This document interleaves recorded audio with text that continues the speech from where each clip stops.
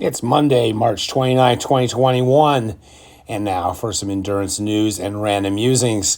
CJ Albertson, who runs for ASICS, and he's been breaking some records. He did a 50K record on the track and set an American record there, and he's done them on treadmill, and he ran a really good race at the Olympic Trials. I believe he was 7th last year in the Olympic Trials. He is going for something a little bit different and out of his wheelhouse. He's going for an attempt at the Grand Canyon rim to rim. And CJ ran for Buchanan High School, and I've talked about how you can watch on HD Runners right now, Buchanan High School girls versus Great Oak girls, really good thing by Prep Cal Track, HD Runners following the entire season, similar to what they did with the Great Oak versus Newberry Park boys. So I recommend doing that. Well, CJ ran for Buchanan when I was coaching at Bakersfield High, won Valley titles, super fast 3,200 runner. Believe he ran for Arizona, and now he's a professional runner. And he says he's not a trail runner, but he runs for Brooks. I'm sorry. And he's going to be wearing his Catamount Trail Running Shoes and his Coors Global Pace 2 watch with 30-hour GPS battery. And in fact, on our last podcast, Chester and I were talking about about Coros Global, so hopefully he'll be able to use it. Anyways, the picture he had on Instagram had him with all of his gears, had 16 gels, 2 bottles of K4 Keto Aid, and been consistently taking some AltRed to improve his oxygen delivery. Headlamp and waist lamps because I'm starting around 4 a.m. Interestingly, he's starting at 4 a.m. because I started at 3 or 4 in the morning. It took me 16 plus hours. I led a group, Soul to Soul. Former owner Scott Newton took 2 vanfuls of customers and friends to the Grand Canyon, and we did the rim to rim, and it took us 16 hours. Of course, Rob Carr, I think, has done it under 6 hours. That's probably what the FKT is.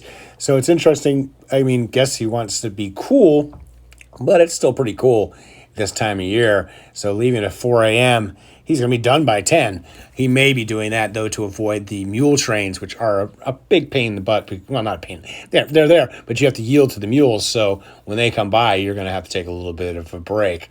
Speaking of high school athletes, CJ was a great star in California. We've had several stars crushing it this year on the high school scene. And Hobbs Kessler, which I did have videos on before, he's got under a lot of pressure. Sophomore year, he ran a 4:02 mile, and now there's the big pressure on him to run a sub 4 mile, and he's done several attempts and ran like 4:05, 4:04. He was hoping to break Jim Ryan's youngest record. Jim Ryan was the youngest person ever to break 4, but it looks like he may be running out of time. But he ran in this USA meet of champions in South Carolina, and he ran and he PR'd, and he's now going to be, he's the only high schoolers to, another incredible one for his star, and what a close. Only high schoolers to go faster are Lukas Verzbicas, 8:29, German Fernandez, 8:34, and Jeff Nelson, way back in my time, 1979. In fact, I was at the meet where German Fernandez busted that 8:34, and he did that on Saturday, where he had done a prelim of the 16 and almost broke 4 minutes in the 1600 He ran a prelim, and then he almost broke 16 in the 16. He almost broke 4 minutes in the 1600 on Saturday, and then came back with the amazing double. Amazing athlete. Later on, ran in Oklahoma. There's also, of course, Newberry Park has been crushing it. They just had a Frosh athlete run a 4:15 mile, and another one run 4:17.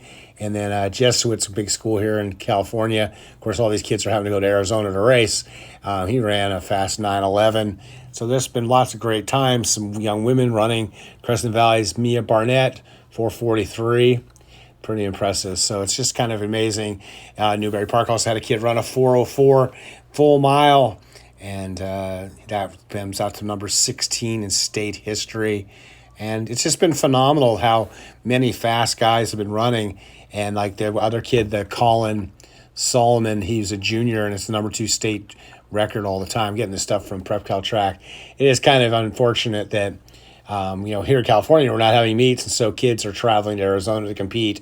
And it's interesting, I listened to Bill Simmons. His daughter's a big soccer player in high school, and they, too, go to Arizona. So right across the street, border, you can compete in athletics. My good friend Adam Setzer, who was on recently talking about him qualifying for the Western States Lottery, he went to Arizona and did the Black Canyon 100K and punched his ticket to be in the lottery coming up for Western States.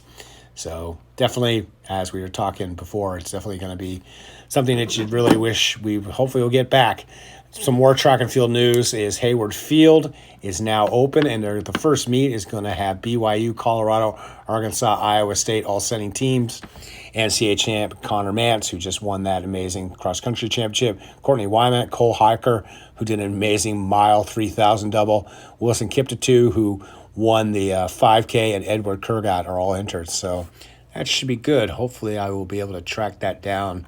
So pretty outstanding for that first meet of the year at Hayward Field. And it's been closed for like a year and a half because the old field was amazing and had a lot of history, but it was an old stadium.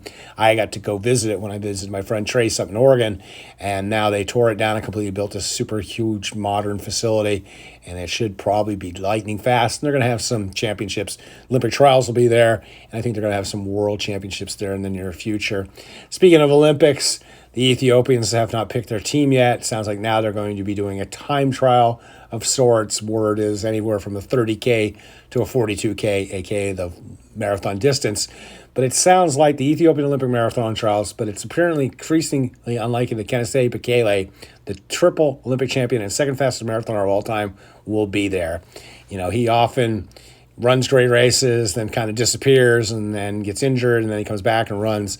So it is unfortunate that he will not probably be on the Olympic team. It would be really great to see him one last time in the Olympics.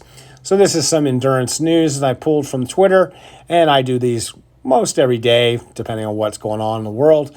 And thank you for listening. And if you would, please subscribe to my channel. And as always, stay healthy. Be boring, not epic.